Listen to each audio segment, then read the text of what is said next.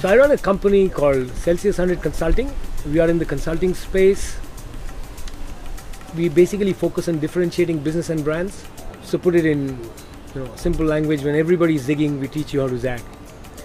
And we sort of intervene right across the entire value chain, from product development to taking the product to the market and to the consumer. We bring in consumer foresight and insight into the product development. So you start with an idea that can possibly make a difference to consumers' lives, and the idea is vested in the product itself. So you're not dependent on advertising or communication to sort of create an emotional difference. There's a real difference that's vested in the product. India is actually many Indias, but from a business perspective and from a behavioral perspective, there are two Indias, very broadly. So before the 80s, India was basically a scarcity mindset. And as we sort of progress away from the 80s into the 21st century and go forward, our mindset is changing from being a scarcity mindset to a surplus mindset, right?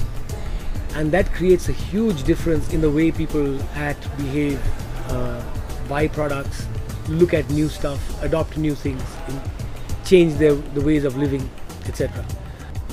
So the traditional structure of the fishing business in Kerala used to be that the fishermen used to go and fish in the high seas, bring the harvest onto the beach. There would be sort of middlemen buying on behalf of somebody else, who would buy the produce at the lowest possible price and then sort of sell it to the ultimate buyer, who could be an exporter, who could be an importer from outside. Mobile telephony actually changed the structure.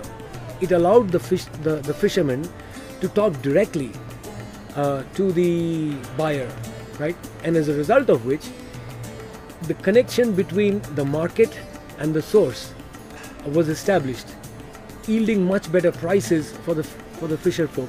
So they invested in bigger boats, more powerful boats, better fishing nets, better technology, better communication, etc. One of the first companies that I started working with post the reforms in the 90s was Hyundai Motor Company. I would say the reason why they are so successful in India is because A, they did not come with any preconceived notion. They discovered this country. Two is they tailored products for this country. And three is they demonstrated their respect for the Indian consumer by providing products, services and values which India had never seen before.